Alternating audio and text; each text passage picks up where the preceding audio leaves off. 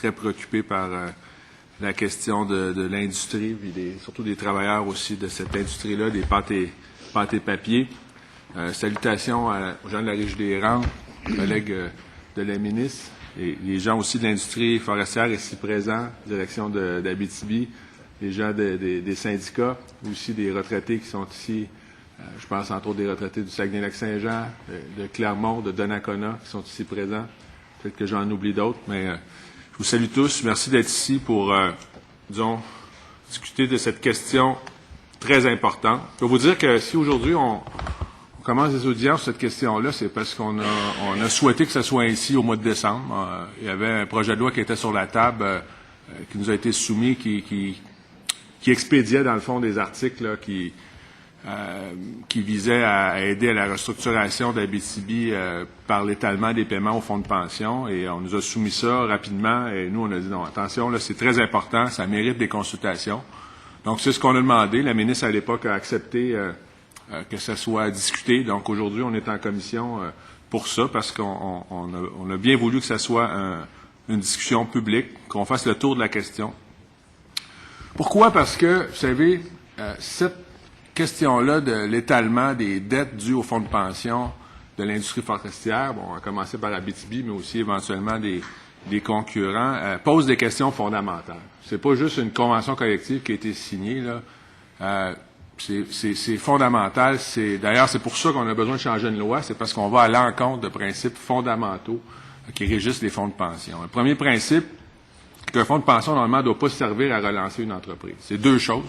Quand ça a été inventé, les fonds de pension, on a tout fait à l'époque pour être sûr que ça ne soit pas ainsi, parce que si ça avait été ainsi, si les compagnies avaient pu justifier, si on veut, de changer les conditions de leur fonds de pension en fonction de la situation économique, ben il n'y a pas de travailleurs qui auraient investi là-dedans, ils auraient pris leur argent de pension chacun de leur côté dans leur REER ou autre, ce serait fait des comptes privés, puis ils auraient arrêté de vivre dans une logique collective. Mais si on leur a dit, si on a accepté de vivre dans le collectif, c'est parce qu'il y a un contrat en arrière du fonds de pension qui prévoit que une rente future sera versée en fonction des années de travail. Puis c'est un véritable contrat.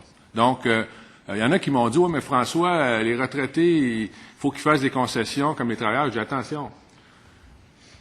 Pour l'avenir, c'est évident qu'il faut renégocier des conditions pour être capable d'être compétitif, que ce soit le salaire ou le fonds de pension, pour l'avenir, s'assurer que les conditions sont viables par rapport à la situation économique de l'industrie. Mais par contre, ce qu'on a déjà donné dans le passé, on appelle ça notre parole. C'est fondamental. On a donné ces années-là de retraite à des retraités avec des conditions qui étaient établies par contrat. Et on veut changer ça. C'est pour cette raison-là que, de notre côté, on a pris au sérieux la question.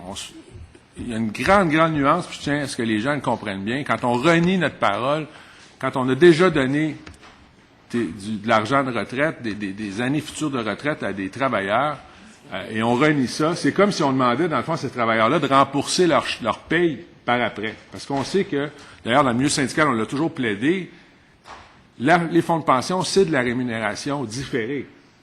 Ça veut dire que c'est de la paye différée. Fait que si moi, je demandais à un travailleur, « Hey, tu as gagné 20 000 de trop là, il y a 3 ans, rembourse-moi », ça ne marcherait pas. Mais pourquoi, quand je dis à ce travailleur-là, là, ta pension future, là, on la remet en question. Ce qu'on devait mettre dans le fonds de pension, là, la situation est difficile, on ne peut pas le faire.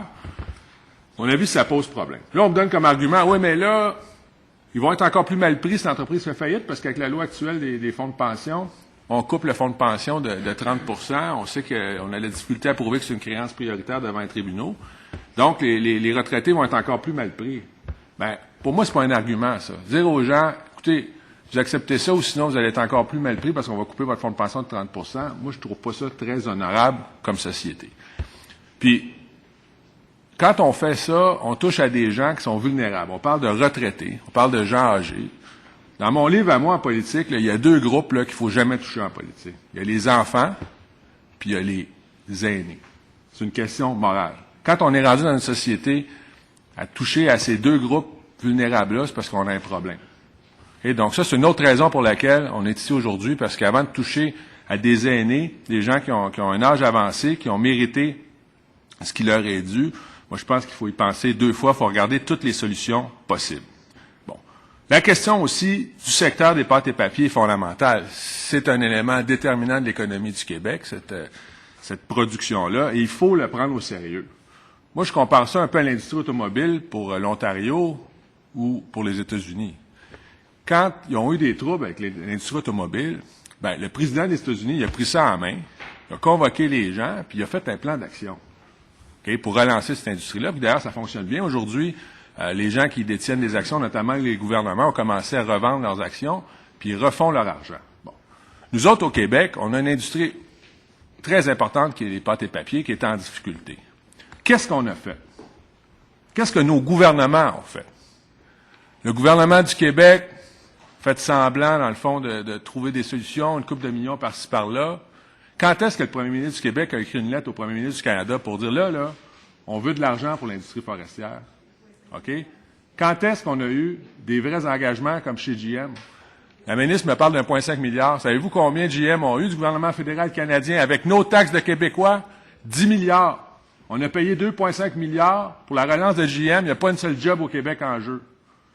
Ça, c'est la réalité. L'industrie forestière n'a pas eu droit à ce traitement-là. Je sais que du côté syndical, ils l'ont demandé, mais malheureusement, sans l'appui réel du premier ministre du Québec, vous avez Ottawa, ils l'ont pas eu. La dernière campagne électorale, là, quand est-ce que le premier ministre du Québec a levé sa main pour dire « Moi, je veux que ce soit un engagement électoral, que le prochain premier ministre du Canada, il aide l'industrie forestière comme ils ont aidé l'industrie l'automobile. » Quand est-ce qu'il l'a fait?